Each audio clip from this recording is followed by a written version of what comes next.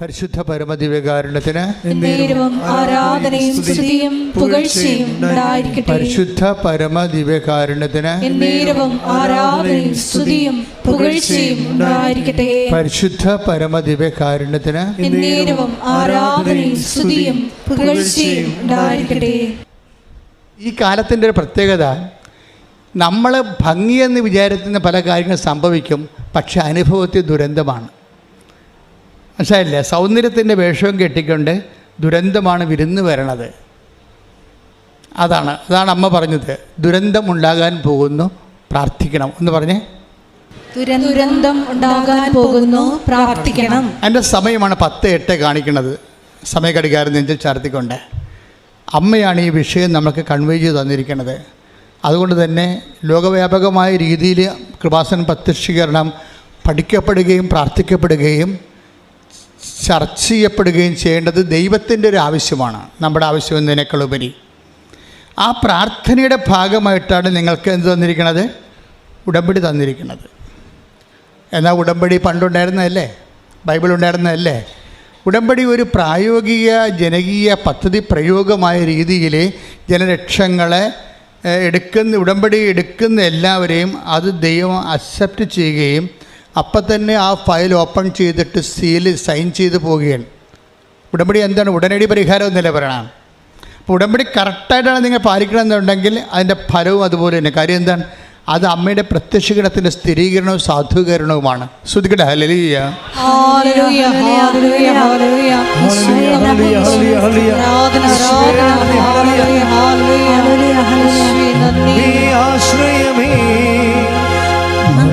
ശാശ്വതമേ അമ്മേ ആശ്രയമേ അമ്മേ ശാശ്വതമേ മക്കളാ ഞങ്ങൾക്കെന്നും ആനന്ദമേ മക്കളാ ഞങ്ങൾക്കെന്നും ആനന്ദമേ.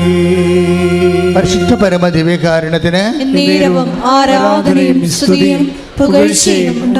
അപ്പോൾ മാതാ ഈ അൾത്താരയിലെ പ്രത്യക്ഷപ്പെട്ടത് 2004 ഡിസംബർ 7 തീയതിയാണ്, ഉച്ചയ്ക്ക് 2:30 മണിക്ക്. അപ്പോൾ അതിൻ്റെ 20 വർഷം തികയാണ് 2024. അപ്പോൾ എൻ്റെ മനസ്സിൽ കർത്താവ് നേരത്തെ ഒരു സൂചന തരുമായിരുന്നു, something is going to happen എന്ന്. എന്തോ ദൈവം ഇതിൻ്റെ അഡീഷണൽ ചെയ്യാൻ പോകുന്നു എന്ന് പറഞ്ഞ് എനിക്കൊരു ധാരണ കിട്ടുമായിരുന്നു. പക്ഷേ ഇപ്പോൾ ഒക്ടോബർ മാസം അമ്മയുടെ മാസമായപ്പോഴാണ് അത് വെളിവായത്. അതുകൊണ്ടാണ് നമ്മളിപ്പോൾ അനുദിന അനുഗ്രഹ പ്രാർത്ഥന തുടങ്ങിയിരിക്കുന്നത്. കണ്ടില്ലേ നിങ്ങൾ? അനുദിന അനുഗ്രഹം എല്ലാ ദിവസവും 5:30 അച്ഛൻ നിങ്ങളുടെ കൂടെ പ്രാർത്ഥിക്കും. എല്ലാ ദിവസവും 5:30 എന്നിട്ട് മെസ്സേജ് പറയും. എല്ലാ വിഷയവും പ്രാർത്ഥിക്കും. നിങ്ങൾ ഉടമ്പടി എടുത്ത വിഷയങ്ങൾ, ഉടമ്പടി എടുക്കാത്തവരാണെങ്കിൽ എടുക്കാൻ പോകുന്ന വിഷയങ്ങൾ, ലൈറ്റാക്കാൻ്റെ റിക്വസ്റ്റ് ഇട്ടിരിക്കുന്ന വിഷയങ്ങൾ, ഓൺലൈൻ ഉടമ്പടി വെച്ചിരിക്കുന്ന വിഷയങ്ങൾ, ഇനി കൃപാസനത്തിൽ വരണമെന്ന് ആഗ്രഹിച്ചിട്ട് എന്ത് പ്രാർത്ഥിക്കണമെന്ന് മനസ്സിൽ വിചാരിക്കുന്നവരുടെ വിഷയങ്ങൾ എല്ലാം അഡ്രസ്സ് ചെയ്തുകൊണ്ട് എല്ലാ ദിവസവും അനുദിനം പ്രതിദിനം നമ്മൾ 5:30 ഒരുമിച്ച് കൂടും. ഇപ്പോൾ യൂട്യൂബിൽ നിങ്ങൾ നോക്കിയേക്കണം. എല്ലാ ദിവസവും അത് നിങ്ങൾ പ്രയോജനപ്പെടുത്തണം. കാര്യം 10 മിനിറ്റ് ആ സന്ദേശമുള്ളത്. 10 മിനിറ്റ് കൊണ്ട് പ്രത്യക്ഷീകരണ പ്രാർത്ഥന തീരും. 10 മിനിറ്റ് കൊണ്ട് നിങ്ങളുടെ അന്നത്തെ ദിവസം ഇപ്പോൾ ഒരു ദിവസം നിങ്ങൾ കോടതി പോണ ദിവസമാണെന്ന് വിചാരിച്ചോ, അല്ലെങ്കിൽ നിങ്ങൾ PR-ൻ്റെ ദിവസമാണ്, ഇൻ്റർവ്യൂ ദിവസമാണെന്ന് വിചാരിച്ചോ. അപ്പോൾ നിങ്ങൾക്ക് ചിലപ്പോൾ ഇന്ന് വസ്തു അളക്കണ ദിവസമാണ്, അല്ലെങ്കിൽ ജപ്തിക്ക് അവർ പറഞ്ഞിരിക്കുന്ന ദിവസമാണ്, പേടിച്ചിരിക്കുകയായിരിക്കും. അപ്പോൾ ഇങ്ങനെ പരീക്ഷ ദിവസമാകും, അല്ലെങ്കിൽ റിസൾട്ട് വരണ ദിവസമാകും. അപ്പോൾ അതാത് ദിവസം പ്രയാസം അനുഭവിക്കുന്നവരുടെ ഭാരങ്ങളെ വെളുപ്പിനെ തന്നെ മാതാവിൻ്റെ തിരുസന്നിധിയിൽ ഏൽപ്പിക്കുന്നത് പ്രാർത്ഥനയാണ് അനുദിന എന്ന് പറഞ്ഞ് അനുദിന അനുഗ്രഹ പ്രാർത്ഥന. 5:30 മണിക്ക് എഴുന്നേക്കണം. 5:30 മണിക്ക് തന്നെ നമുക്ക് പ്രത്യക്ഷ പ്രാർത്ഥനയുണ്ട്. അപ്പോൾ ഈ അച്ഛൻ്റെ പ്രാർത്ഥന കഴിഞ്ഞിട്ട് അതിനകത്തൊരു ഷോർട്ട് പ്രത്യക്ഷ പ്രാർത്ഥന ഉണ്ടാവും. എൻ്റെ പ്രാർത്ഥനയുടെ കൂടെ ഒരു ഷോർട്ട് പ്രത്യക്ഷ പ്രാർത്ഥന ഉണ്ടാവും. അത് കഴിഞ്ഞിട്ട് നിങ്ങൾക്ക് വേണമെങ്കിൽ സമയമുണ്ടെങ്കിൽ ഇപ്പം നിലവിലുള്ള പ്രാർത്ഥനയൊക്കെ ചെല്ലാവുന്നതാണ്. ഈ ഷോർട്ട് പ്രത്യക്ഷ പ്രാർത്ഥന എന്ന് പറയുമ്പോൾ അമ്മ അന്ന് 2014 അമ്മ ആദ്യം തന്നെ പ്രത്യക്ഷ പ്രാർത്ഥനയാണ് ഇപ്പം നമ്മൾ ഉപയോഗിക്കുന്നത്. ഒരു പാരഗ്രാഫ് മാത്രമേ ഉണ്ടായിരുന്നുള്ളൂ. അത് ആ ഒറ്റ പ്രാർത്ഥന ചൊല്ലിയാണ് ഇന്ന് ലോകം കാണുന്ന രീതിയിൽ കൃപാസനം ത്തിലൂടെ പതിനായിരക്കണക്കിന് മനുഷ്യർ ദൈവത്തിനെ അറിഞ്ഞത്. അപ്പോൾ ആ പ്രാർത്ഥന വീണ്ടും ഇൻട്രൊഡ്യൂസ് ചെയ്തിരിക്കുകയാണ്. ഇപ്പം നിങ്ങൾ ചൊല്ലിക്കൊണ്ടിരിക്കുന്ന പ്രാർത്ഥന റദ്ദ് ചെയ്യുന്നില്ല. അതും ഇതുപോലെ അഭിഷേകപ്രകാരം കിട്ടിയ പ്രാർത്ഥനയാണ്, അല്ല ബുദ്ധി കൊണ്ട് ആലോചിച്ചെഴുതിയ പ്രാർത്ഥനയൊന്നുമല്ല. അപ്പം അതുകൊണ്ട് ഒരു പ്രാർത്ഥന റദ്ദ് ചെയ്യുന്നില്ല. നിങ്ങളുടെ സമയം അനുസരിച്ചുകൊണ്ട് നിങ്ങൾക്ക് ഉപയോഗിക്കുക. അച്ഛൻ്റെ 5:30ക്കുള്ള പ്രാർത്ഥനയ്ക്ക് 10 മിനിറ്റ് എൻ്റെ ടൈം, അതിനുള്ളിൽ അതിന് ഒരു പ്രത്യക്ഷ പ്രാർത്ഥന ഉണ്ടാകും. അന്നത്തെ നിങ്ങളുടെ നിയോഗം അന്നന്ന് വേണ്ട ആഹാരം പോലെ സമർപ്പിക്കാനുള്ള മൗനപ്രാർത്ഥന സമയമുണ്ടാകും. അതുപോലെ തന്നെ അതിനുശേഷം കളക്റ്റീവ് പ്രെയർ ഉണ്ടാകും. ലോകത്തിലുള്ള എല്ലാ വിഷയങ്ങളും, ലോകത്തിൽ ഉടമ്പടി എടുത്തിരിക്കുന്ന എല്ലാവരുടെയും വിഷയങ്ങൾ, എടുക്കാൻ പോകുന്നവരുടെ വിഷയങ്ങളെല്ലാം അന്നത്തെ വിഷയങ്ങളെ ദൈവദിവസത്തിന് സമർപ്പിക്കുന്ന സമർപ്പണ പ്രാർത്ഥന ഉണ്ടാകും, ദൈവിക ശാസന പ്രാർത്ഥന ഉണ്ടാകും. അതിനുശേഷം അന്നത്തെ മെസ്സേജ് പറയും. അന്നത്തെ മെസ്സേജ് വെച്ച് ഒരു വചനമായിരിക്കും പറയണത്, അതും അതിൻ്റെ ലൈഫ് ആപ്ലിക്കേഷൻസും പറയും. അപ്പോൾ നിങ്ങൾക്ക് വചനം പഠിക്കുകയും ചെയ്യാം, വചനത്തെ ജീവിതത്തോട് ചേർത്ത് വെച്ച് വചനം മനസ്സിലാക്കാം, ദൈവത്തിൻ്റെ കൃപയിൽ വളരാൻ പറ്റും. അപ്പോൾ ഇന്ന് മുതൽ എല്ലാവരും 5:30 മണിക്ക് അലേർട്ടായിരിക്കണം. 5:30 മണിക്ക് നമ്മൾ ഒരുമിച്ച് പ്രാർത്ഥിക്കുകയാണ്. അമ്മയുടെ പ്രത്യക്ഷീകരണത്തിൻ്റെ 20ാം വർഷം. ഇത് കഴിഞ്ഞാൽ ഉടനെ 25ാം വർഷത്തേക്ക് നമ്മൾ പുതിയ പദ്ധതി തുടങ്ങും. 5 വർഷത്തേക്കുള്ള പ്രത്യക്ഷീകരണ നടപടികളുണ്ടാകും. ഇത് ദൈവത്തിൻ്റെ കാര്യമായത് കാരണം ദൈവം ശരിക്കും നമ്മളെ സഹായിക്കുന്നുണ്ട്. അതുകൊണ്ടാണ് ഒരു ബന്ധവും ദൈവമായിട്ടില്ലാത്തവർ പോലും ഉടമ്പടിയിലൂടെ വലിയ വർഷങ്ങളോളം ദൈവമായിട്ട് ബന്ധമുള്ള ആൾക്കാരുടെ അത്രയും അനുഗ്രഹങ്ങൾ പ്രാപിക്കുന്നത്. ദൈവം ഇതിനോട് സഹകരിക്കുന്നതാണ്. കർത്താവ് ഇതിനോട് സഹകരിക്കുകയും പണ്ട് മുതലെയുള്ള ഒരു ദൈവത്തിൻ്റെ അപ്പോസ്തല പ്രവർത്തനങ്ങളുടെ പാരമ്പര്യ നടപടിയാണ്. കർത്താവ് അവരോട് സഹകരിക്കുകയും take the bed of God അടയാളം കൊണ്ട് വചനം സ്ഥിരീകരിക്കുകയും ചെയ്തു. ശ്രുതികട്ടെ ഹല്ലേലൂയ ഹല്ലേലൂയ ഹല്ലേലൂയ. യേശുവേ നന്ദി. മർക്കോസ് 16:20. കർത്താവ് അവരോട് കൂടെ പ്രവർത്തിക്കുകയും അവരോട് കൂടെ പ്രവർത്തിക്കുകയും അടയാളങ്ങൾ കൊണ്ട് വചനം സ്ഥിരീകരിക്കുകയും ചെയ്തിരുന്നു. അതായത് ദൈവം എൻ്റെ ഒരു ഡേ ടു ഡേ ആയിട്ടുള്ള ഒരു കൺകറൻസാണ്. ചെയ്തിരുന്നു എന്നാണ്, അത് ചെയ്യുക പതിവായിരുന്നു. ഇപ്പോൾ ഏതെങ്കിലും ഒരു സമയത്ത് നടക്കണതല്ല. വചനം എപ്പോഴും വിശ്വസിക്കുന്നവനെ സംബന്ധിച്ചിടത്തോളം ഈ 16-20 സംഭവിക്കും. എന്താണ്? കർത്താവ് അവരോട് സഹകരിക്കുകയും കർത്താവ് അവരോട് സഹകരിക്കുകയും അടയാളങ്ങൾ കൊണ്ട് വചനം സ്ഥിരീകരിക്കുകയും ചെയ്തു. അപ്പം വചനത്തിന് ആവശ്യമായത് എന്താണ്? ഇപ്പോൾ ഒരു കുരുമുളക് ചെടിയെ അതിനെന്താണ് ആവശ്യമായത്? ചെറിയ ആൾക്കാർ പറയത്തില്ലേ, മരമറിയാതെ കൊടിയിട്ടെന്ന് പറയും അല്ലേ? ആ മുള്ളു മുഴിക്കുക വല്ലതൊക്കെയാണ് ഈ കുരുമുളക് കൊടി കയറ്റണത്. അതുപോലെ തന്നെ അത് വേറെ മരത്തെ കയറ്റിയാൽ ചിലപ്പോൾ അത്രയും കായ്ക്കത്തില്ല. അതുകൊണ്ടാണ് മരമറിയാതെ കൊടിയിടും. അപ്പോൾ കൊടി ഇടണമെന്നുണ്ടെങ്കിൽ എന്ത് വേണം? ഒരു മരം വേണം. വചനത്തിന് എന്താ വേണ്ടത്? വചനത്തിന് വേണ്ടത് എന്താണ്? സ്ഥിരീകരണമാണ് വേണ്ടത്. അല്ലെങ്കിൽ വചനം സാധാരണ മനുഷ്യൻ്റെ വചനവും ദൈവവചനവും തമ്മിലുള്ള ഒരു കാതലായ വ്യത്യാസം എന്താണ്? ദൈവവചനത്തിന് അടയാളങ്ങളുടെ സ്ഥിരീകരണം അവകാശമാണ്, അതിൻ്റെ കൂടെയുള്ളതാണ്. നമ്മൾക്ക് ആരാണ്? ഓരോ ദൈവവചനത്തിനും അടയാളങ്ങളുടെ സ്ഥിരീകരണം ഉണ്ടാകും. അത് പ്രോമിസിങ്ങിലുള്ള ഭാഗമാണ്.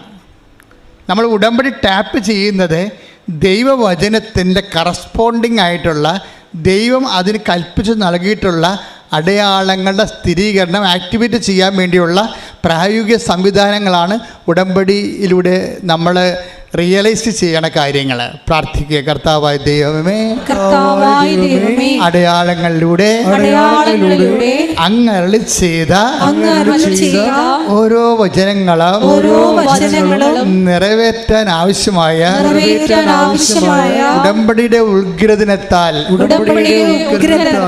ഞങ്ങളെ ഉത്സാഹഭരിതരാക്കണമേ. ശ്രദ്ധിക്കട്ടെ. ഹല്ലേലൂയ ഹല്ലേലൂയ ഹല്ലേലൂയ ഹല്ലേലൂയ. യേശുവേ നന്ദി. ഹല്ലേലൂയ.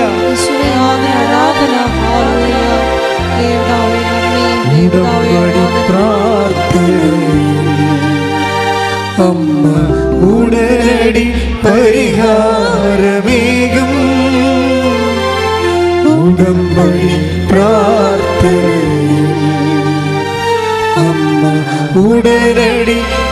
പരിഹാരമേകും.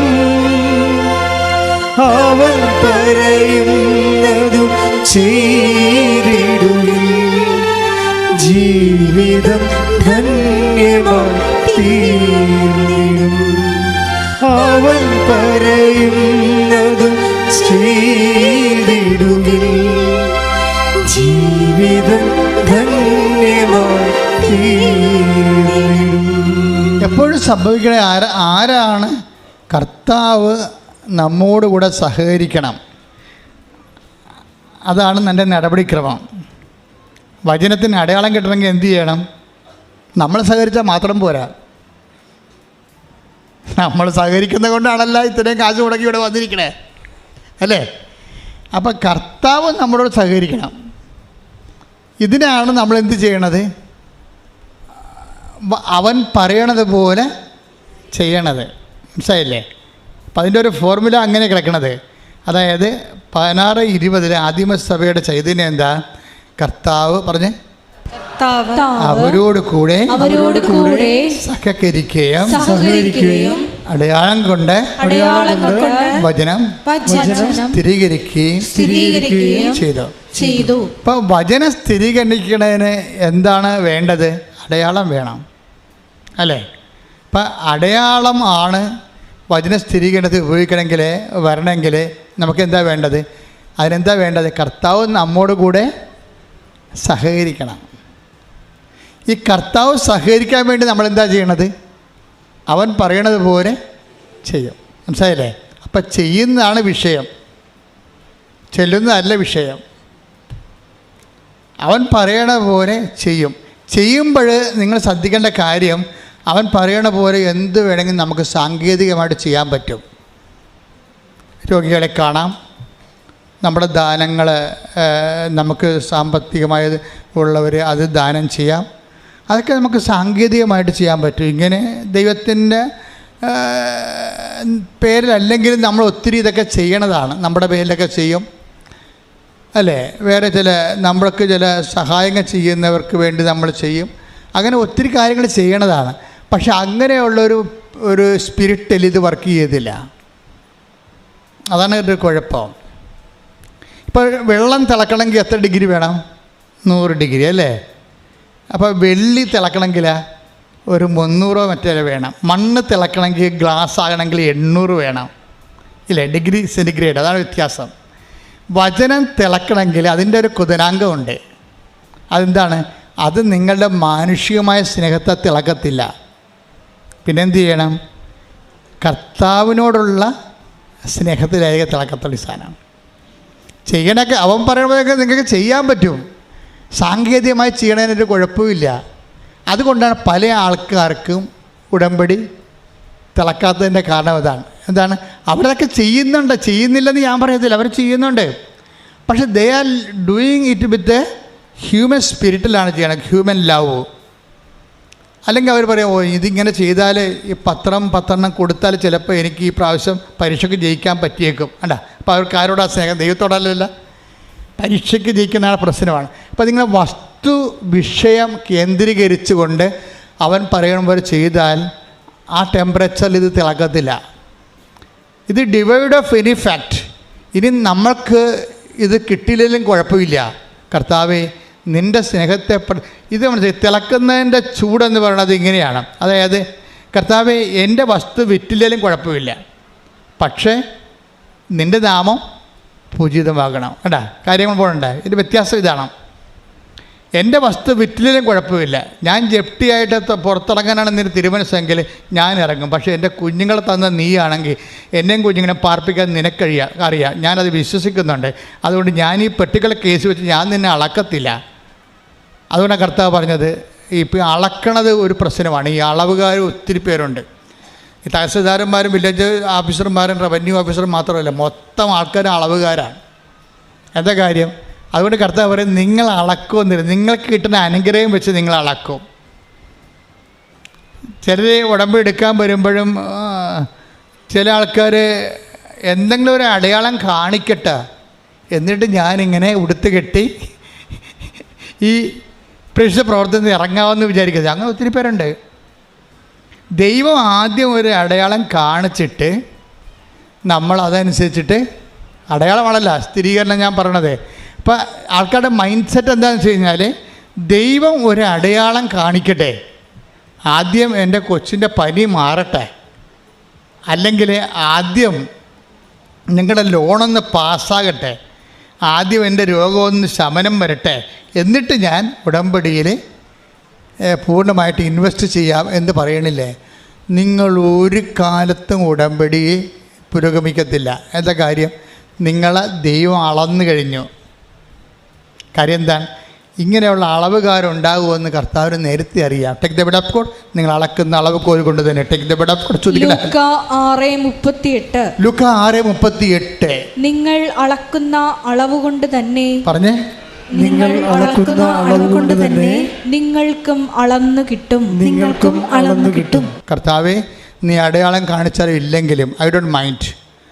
നീ കാണിക്കുന്ന അടയാളത്തിൽ എനിക്ക് കിട്ടുന്ന ആശ്വാസത്തേക്കാൾ ഉപരി എൻ്റെ ലക്ഷ്യം നീയാണ്. പറഞ്ഞേ, എൻ്റെ കർത്താവേ, എന്റെ കർത്താവേ, നീ അടയാളം കാണിച്ചാലും ഇല്ലെങ്കിലും നീ അടയാളം കാണിച്ചാലും ഇല്ലെങ്കിലും എൻ്റെ ലക്ഷ്യം നിന്നെ മഹത്വപ്പെടുത്തുകയാണ്. നിന്നെ ഏത് മഹത്വപ്പെടുത്തുകയാണ്.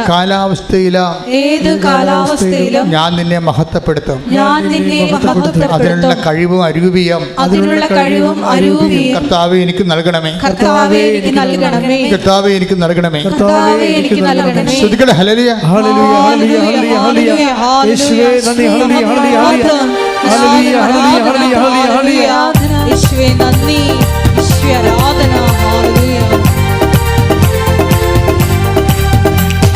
ഞങ്ങൾക്കല്ല കർത്താവേ, ഞങ്ങൾക്കല്ല കർത്താവേ, മഹത്വം മഹത്വം യേശുവിന്. ഞങ്ങൾക്കല്ല കർത്താവേ, ഞങ്ങൾക്കല്ല കർത്താവേ, മഹത്വം മഹത്വം യേശുവിന്. കളിമൺ പാത്രങ്ങൾ ഞങ്ങൾ, അയോഗ്യദാസരം ഞങ്ങൾ. കളിമൺ പാത്രങ്ങൾ ഞങ്ങൾ, അയോഗ്യദാസരം ഞങ്ങൾ. ബലഹീനരാകും ഞങ്ങളെ ഉയർത്തി യേശുവിനാണ് മഹത്വം. ബലഹീനരാകും ഞങ്ങളെ ഉയർത്തി യേശുവിനാണെന്നും മഹത്വം. മഹത്വം മഹത്വം യേശുവിന്. മഹത്വം മഹത്വം യേശുവിന്. ഈ ദിവസങ്ങളിൽ ഞാൻ കേട്ട സാക്ഷ്യങ്ങളിൽ വെച്ച് ഏറ്റവും നല്ലതല്ല, എല്ലാ സാക്ഷ്യങ്ങളും നല്ലതാണ്. പക്ഷെ കണ്ടൻറ്റ് വൈസ് റിച്ചായിട്ടുള്ളത് സ്നേഹ ഷൈജൻ മുളന്തുരുത്തിലുള്ള അവിടെ സാക്ഷ്യത്തിൻ്റെ ഒരു പ്രത്യേകത, അവിടെ ലൈഫ് മൊത്തം ഇങ്ങനെ സാധാരണ നമ്മൾ കേൾക്കാത്ത തരത്തിലുള്ള ദുരന്തപൂരിതമാണ് അവിടെ ലൈഫ് മൊത്തം. അവർ കുറഞ്ഞ കാലം കൊണ്ട്, ഇപ്പം നമുക്കും ദുരന്തങ്ങളൊക്കെ നമ്മുടെ ജീവിതത്തിലൊക്കെ സംഭവിക്കും. പക്ഷെ ഒന്ന് കഴിഞ്ഞ് ഒരു 20 കൊല്ലം കഴിഞ്ഞായിരിക്കും അടുത്ത ദുരന്തം സംഭവിക്കുന്നത്. പിന്നെ 10-30 കൊല്ലം കഴിഞ്ഞാൽ അടുത്തത്. താമസമുള്ളത് കാരണം നമുക്ക് അതിനൊക്കെ അതിജീവിക്കാൻ ടച്ചപ്പ് ചെയ്യാൻ പറ്റും. പക്ഷേ സ്നേഹഷൈജൻ്റെ ലൈഫിൽ ഒരു ചെറിയ ഷോർട്ട് സ്പാനിൽ തന്നെ കുറേ കാറ്റഗോറിക്കലായിട്ടുള്ള കുറേ ദുരന്തങ്ങൾ സംഭവിക്കും. അത് വലിയ വലിയ പ്രമാദമായ ചില പ്രയാസങ്ങൾ സംഭവിക്കും. അതിലൊന്ന്, ഇവളുടെ അമ്മായിയമ്മയ്ക്ക് ഭ്രാന്ത് പിടിക്കും, വല്ലാത്ത ഭ്രാന്താണ്. പിന്നെ അവളുടെ ഭർത്താവ് ജയിലിലാകും. രണ്ട് കേസാണ്. നോക്കിയേ, ഒരു സ്ത്രീ ഒറ്റയ്ക്ക് നിന്ന് പോരാടണം കണ്ടില്ലേ? അമ്മായിയമ്മക്ക് ഭ്രാന്ത്, ഭർത്താവിന് ജയിലിൽ, എന്തോ കേസിൽ ജയിലിൽ. രണ്ട് കേസാണ് കേട്ടോ. മൂന്നാമത്തത്, ഇവൾക്ക് ബ്ലീഡിങ്, നിർത്താത്ത ബ്ലീഡിങ്. നാലാമത്തത്, ഇവരുടെ ജീവിത ചുറ്റുപാട് ഭക്ഷണം കഴിച്ച് പോണത് 2 ടാക്സിക്കാറുണ്ട്. അതുകൊണ്ടാണ്, അത് ഡ്രൈവർമാർക്ക് ഓടിച്ചിട്ട് അതിൻ്റെ വാടക കൊണ്ടാണ് ജീവിച്ചു പോണത്. അതിലൊരു ഡ്രൈവർ രാത്രി വണ്ടി ഇടിച്ച് അപ്പം തന്നെ സ്പോട്ടിൽ മരിക്കും. ഇപ്പം ഓക്കെ. ഇതെല്ലാം നോക്കേണ്ട ആൾ ഭർത്താവ് ജയിലിലാണ്. 2 മക്കളുണ്ട്. ഈ മക്കളെ ഈ ഭ്രാന്ത് പിടിച്ച അമ്മായിയമ്മ കടിക്കും, തല്ലും, കുഞ്ഞുങ്ങളെ കണ്ണ് തെറ്റിക്കഴിഞ്ഞാൽ ചിലപ്പോൾ കൊന്നും കളയും. അപ്പോൾ അത്രയും നല്ല മാനസിക രോഗമാണ്. ഒന്ന് ചിന്തിച്ചേക്ക്, എന്തുമാത്രം പ്രശ്നങ്ങളാണ് ഈ ഒരു സ്നേഹ ഷൈജിൻ അനുഭവിക്കണത്. സ്നേഹ ഷൈജിൻ്റെ സാക്ഷ്യം നിങ്ങൾ 2 പോയി കേൾക്കണം. എന്താ കേൾക്കണമെന്ന് വെച്ച് കഴിഞ്ഞാൽ അവർ പറയേണ്ട കാര്യം, ഞാൻ എല്ലാ വാതിലുകളും മുട്ടി എനിക്ക് കൃപാശ്രമം എന്ന് കേൾക്കുമ്പോൾ എനിക്ക് ഒരു കോമഡിയാണ് തോന്നിയിരുന്നത് പണ്ട്. എന്താ കാര്യം, ഒത്തിരി ട്രോളൊക്കെ വന്ന കാരണം പിന്നെ പ്രാർത്ഥിച്ച ഇതിനൊക്കെ ഉത്തരം ഉണ്ടാകുമോ, പിന്നെ ഉപ്പ് കഴിച്ചെങ്കിൽ രോഗം മാറുമോ, പിന്നെ ഉടമ്പടി തൈലം തേച്ചെന്ന് പറഞ്ഞുകൊണ്ട് ക്യാൻസർ മാറുമോ, ഇത് പിന്നെ പത്രം കൊടുത്തു എന്നും പറഞ്ഞ് ദൈവം ഇടപെടുമോ, ഇതൊക്കെ ഒരു കോമഡി ആയിട്ടാണ് എൻ്റെ ജീവിതത്തിൽ തോന്നിയത്. അത് കാരണം ഞാൻ 4 കൊല്ലം മുമ്പ് എനിക്കൊരു പത്രം കിട്ടിയായിരുന്നു. ഞാൻ ശ്രദ്ധിച്ചില്ല, ചുമ്മാ വീട്ടിൽ കൊണ്ട് വെച്ചെന്നാണ് പറയണത്. ഒരു കൃപാസനം പത്രം നിങ്ങളുടെ വീട്ടിൽ ഇരിപ്പുണ്ടെങ്കിൽ അത് ഒരു 1.5 ഇരിപ്പായിരിക്കും. അത് എപ്പോഴെങ്കിലും ഈ സംഭവം നിന്നെ സംരക്ഷിച്ചിരിക്കും. എന്താ കാര്യം വെച്ചാൽ, ദൈവം നിൻ്റെ വീട്ടിലോട്ട് വരാൻ പോകുന്നു എന്നുള്ളതിൻ്റെ ദൂതനാണ്. Take the word of God. ഞാൻ നിനക്ക് മുമ്പേ എൻ്റെ ദൂതനയക്കും. ശ്രുതിക്കട്ടെ, ഹല്ലേലൂയ, ഹല്ലേലൂയ, ഹല്ലേലൂയ, ഹല്ലേലൂയ. ആരാധന, ആരാധന, ആരാധന, അങ്ങേക്ക് ആരാധന, ആരാധന, ആരാധന, ആരാധന, അങ്ങേക്ക് ആരാധന. പുറപ്പാട് 23:20. വാഗ്ദാനമാണ്. നോക്കിയേ, പുറപ്പാട് 23:20. ഇതാ ഒരു ദൂതനെ നിനക്ക് മുൻപേ ഞാൻ അയക്കുന്നു. അവൻ നിന്റെ വഴിയിൽ നിന്നെ കാത്തുകൊള്ളും. ഞാൻ ഒരുക്കിയിരിക്കുന്ന സ്ഥലത്തേക്ക് നിന്നെ കൊണ്ടുവരികയും ചെയ്യും. ക്ലിയർ അല്ലേ? ഇതാണ് കൃപാസന പത്രം എന്ന് പറയണത്. എന്താണ്? ഒന്നിനു വായിച്ച്. പുറപ്പാട് 23:20. ഇതാ ഒരു ദൂതനെ നിനക്ക് മുൻപേ ഞാൻ അയക്കുന്നു. അവൻ നിന്റെ വഴിയിൽ നിന്നെ കാത്തുകൊള്ളും. ഞാൻ ഒരുക്കിയിരിക്കുന്ന സ്ഥലത്തേക്ക് നിന്നെ കൊണ്ടുവരികയും ചെയ്യും. ഇത് വേറൊരു കോണ്ടസ്റ്റിലാണ് ബൈബിൾ എഴുതിയിരിക്കുന്നത്. പക്ഷേ ഈ വർത്തമാന കാലത്ത് പലരുടെയും അനുഭവമാണിത്. എന്താ കാര്യം എന്നറിയാമോ? ഈ 4 കൊല്ലം മുമ്പ് സ്നേഹ ഷൈജൻ്റെ വീട്ടിൽ കൃപാസനം പത്രം കിട്ടിയതാണ്. അവർക്കതിൽ വിശ്വസിക്കാൻ കഴിഞ്ഞില്ല. ഇത് പത്രം ഇങ്ങനെയൊക്കെ സംഭവിക്കുമോ എന്ന് ഓർത്തുകൊണ്ട് അവളിത് കൊണ്ടുപോയി എവിടെയോ ചേടി വെച്ച്. പക്ഷെ പത്രം അവിടെ ഇരിപ്പുണ്ട്. കർത്താവിൻ്റെ ദൂതൻ അവിടെ ഇരിപ്പുണ്ട്. എന്ത് ചെയ്ത് 4 കൊല്ലം അടിക്കടി ഇതുപോലെ ദുരന്തങ്ങൾ, ഭർത്താവ് ജയിലിലാകുന്നു. അതായത് നമുക്കെപ്പോഴും ശ്രദ്ധിക്കണമെന്ന് അറിയാം മക്കളെ, നമ്മൾക്ക് എന്തെങ്കിലും ഒരു ഈടറ് വരാൻ പോകുന്നതിന് മുമ്പ് തന്നെ ദൈവം രക്ഷപ്പെടാനുള്ള വഴികൾ, അതിൻ്റെ ഒരു ഷാഡോ നിന്നെ കാണിച്ചിരിക്കും. നിനക്കുള്ളൊരു കുഴപ്പം ഈ ദൈവത്തിൻ്റെ ഈ നോട്ടുകൾ ശ്രദ്ധിക്കാൻ പറ്റാത്ത തിരക്കായി പോണതാണ്. പ്രാർത്ഥനാ ജീവിതം ഇല്ലെങ്കിൽ ഉണ്ടാകുന്നൊരു കുഴപ്പം അതാ. പ്രാർത്ഥനാ ജീവിതം ഇല്ലെങ്കിൽ, പ്രാർത്ഥനയുടെ ലക്ഷ്യം ദൈവമല്ലേ. പ്രാർത്ഥനാ ജീവിതം എന്ന് പറയുമ്പോൾ ദൈവത്തെ ലക്ഷ്യമാക്കിയുള്ള ഒരു ജീവിതമല്ല. ചിലപ്പോൾ പാർട്ടി അല്ലെങ്കിൽ സ്ഥാനം അല്ലെങ്കിൽ അധികാരം അല്ലെങ്കിൽ സ്വന്തം തന്നെ മേൽക്കോയ്മ ഇങ്ങനെയൊക്കെ ലക്ഷ്യമാക്കിയുള്ള ഈ അന്ധവേഗങ്ങളിലെ ദൈവത്തിൻ്റെ ഈ നിന്നെ കാണിക്കുന്ന നിന്നെ സൂചനകളെ കാണാൻ പറ്റാതെ വരും. ദൈവം നമ്മളെ സഹായിക്കാനുള്ള എല്ലാ സംവിധാനവും ഉണ്ട്, ദൈവം അത് ചെയ്യുന്നുണ്ട്. പക്ഷേ നമ്മളെ സംബന്ധിച്ചിടത്തോളം അത് വിവേചിക്കാൻ കഴിയണില്ല. കാര്യം ജനങ്ങൾക്കെല്ലാം വേണ്ടത് ജ്ഞാനത്തിൻ്റെയും വെളിപാടിൻ്റെയും അരൂപിയാണ്. ആദിമസഭയിൽ ഉണ്ടായിരുന്നതാണ്. പിന്നീട് സഭയുടെ പ്രത്യേകമായ ഒരു ബ്യൂറോക്രാറ്റിക് ആയിട്ടുള്ള ഒരു അക്കാഡമിക് ലെവലിൽ വന്നപ്പോൾ ദൈവജനത്തിൻ്റെ അടയാളങ്ങൾ, അവർക്കുള്ള കഴിവുകൾ നഷ്ടപ്പെട്ടു പോയി. അപ്പോൾ എനിക്കൊക്കെ അതാണ് മനസ്സിലാകണത്. ദൈവം ഇപ്പോൾ അതിന് ഉദാഹരണത്തിന് നിങ്ങൾ പുറപ്പാട് എഫേസ്യസ് 1:17 വായിച്ചേ. ശ്രുതിക്കട്ടെ. ഹല്ലേലൂയ ഹല്ലേലൂയ ഹല്ലേലൂയ ഹല്ലേലൂയ. യേശുവേ നന്ദി. ഹല്ലേലൂയ ഹല്ലേലൂയ. എഫേസോസ് 1:17. അപ്പോൾ എഫേസ്യസിലെ സഭയ്ക്ക് കോമൺ പീപ്പിളാണ്. എഫേസ്യസിലെ കോമൺ പീപ്പിളിന് പൗലോസ് അപ്പോസ്തലൻ മെത്രാൻ എഴുതുന്നതാണ്. എന്താ എഴുതണത്? നമ്മുടെ കർത്താവായ നമ്മുടെ കർത്താവായ യേശുക്രിസ്തുവിന്റെ ദൈവവും മഹത്വത്തിന്റെ പിതാവുമായവൻ ജ്ഞാനത്തിന്റെയും വെളിപാടിന്റെയും ആത്മാവിനെ നിങ്ങൾക്ക് പ്രദാനം ചെയ്തുകൊണ്ട് തന്നെക്കുറിച്ചുള്ള പൂർണ്ണമായ അറിവിലേക്ക് നിങ്ങളെ നയിക്കട്ടെ. ആദിമസഭയുടെ ഒരു സ്പിരിറ്റ് കണ്ട എന്ന് വെച്ച് കഴിഞ്ഞാൽ കോമൺ പീപ്പിളിനോട് പറയുകയാണ്, നിങ്ങൾക്ക് എന്ത് വേണം? ദൈവം. ഒന്നിനു വായിച്ചേ.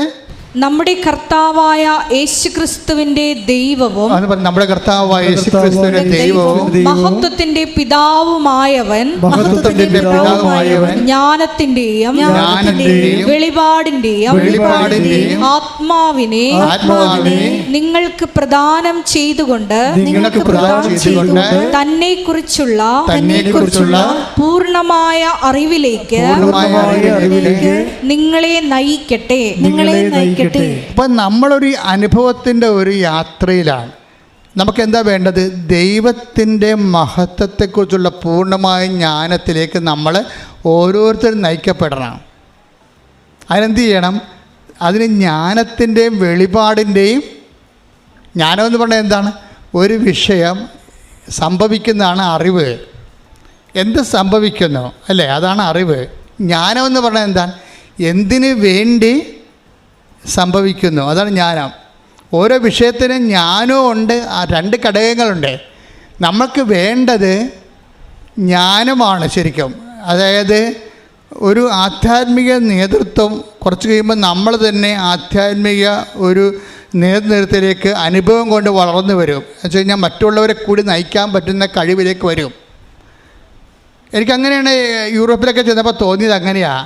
ഇനിയുള്ള കാലങ്ങളിൽ ലേമൻ എംപവർ ചെയ്തിട്ട് അവർ തന്നെ അവരിലുള്ള ബലഹീനമുള്ളവരെ വചനം കൊണ്ട് നയിക്കാൻ പറ്റിയ ഒരു സഭയുണ്ടാകണം. ബെനഡിക്ട് മാർപ്പാപ്പ മരിക്കാൻ നേരത്തെ എന്താ പറഞ്ഞത്? സഭയെക്കുറിച്ച് ചോദിച്ച് ബെനഡിക്ട് മാർപ്പാപ്പ ചോദിച്ച്, അങ്ങ് ഭാവി സഭയെക്കുറിച്ച് എന്താ പറയണത്? അപ്പോൾ അദ്ദേഹം പറഞ്ഞത്, we will have A shorten church. നമുക്ക് ഒരു ചെറിയൊരു സഭയുണ്ടാകാൻ പോകണം. സഭാ ചുരുക്കം എന്ന് പറയും. മനസ്സിലായില്ലേ? സഭ ഇപ്പോൾ മഴച്ചുരുക്കം ഞാൻ പറഞ്ഞ പോലെ ഒരു പ്രതിഭാസമാണ് സഭാ ചുരുക്കം. എന്നിട്ട് ബെനഡിക്ട് മാർപ്പാപ്പ പറഞ്ഞ് രണ്ടാമതെല്ലാം തുടങ്ങുമെന്ന് പറഞ്ഞ്.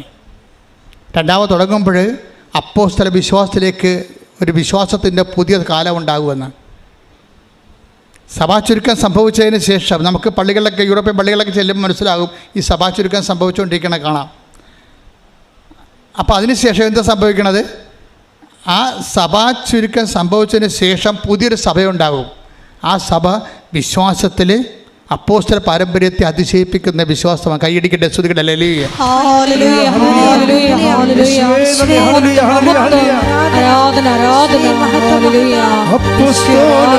ആരാധിച്ചൊരു പരിശുദ്ധാത്മാവേ, വിശ്വാസത്താൽ അങ്ങേ ഞങ്ങൾ ആരാധിക്കുന്നു.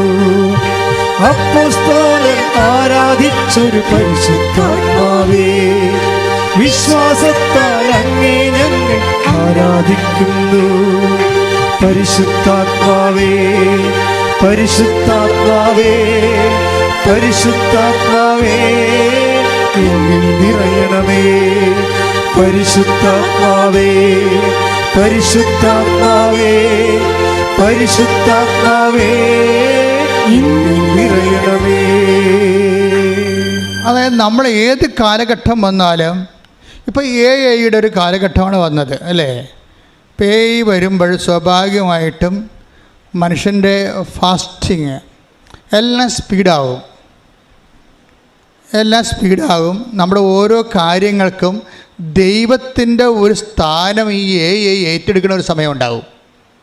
ആർട്ടിഫിഷ്യൽ ഇൻ്റലിജൻസ് ദൈവത്തിൻ്റെ സ്ഥാനം ഏറ്റെടുക്കും. സൃഷ്ടിക്കുക, പരിപാലിക്കുക, നയിക്കുക എന്നുള്ള ദൈവസ്ഥാനം ഏറ്റെടുക്കും.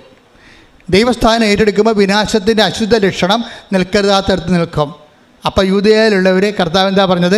മലമുകളിലേക്ക് ഓടിപ്പോട്ടെ എന്ന് വെച്ച് കഴിഞ്ഞാൽ അപ്പോഴും പ്രാർത്ഥന തന്നെയായിരിക്കും അതിൻ്റെ പ്രതിവിധി. സ്തുതിക്കട്ടെ. ഹല്ലേലൂയ.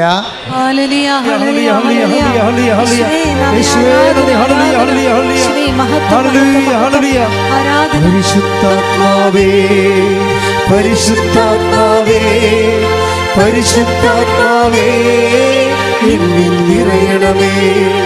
പരിശുദ്ധാത്മാവേ, പരിശുദ്ധാത്മാവേ, പരിശുദ്ധാത്മാവേ, എന്നിൽ നിറയണമേ. അപ്പസ്തോലർ ആരാധിച്ചൊരു പരിശുദ്ധാത്മാവേ, വിശ്വാസത്താൽ അങ്ങേ ഞങ്ങൾ ആരാധിക്കുന്നു. അപ്പസ്തോലർ ആരാധിച്ചൊരു പരിശുദ്ധാത്മാവേ, വിശ്വാസത്താൽ അങ്ങേ ഞങ്ങൾ ആരാധിക്കുന്നു. പരിശുദ്ധാത്മാവേ, പരിശുദ്ധാത്മാവേ, പരിശുദ്ധാത്മാവേ, എന്നിൽ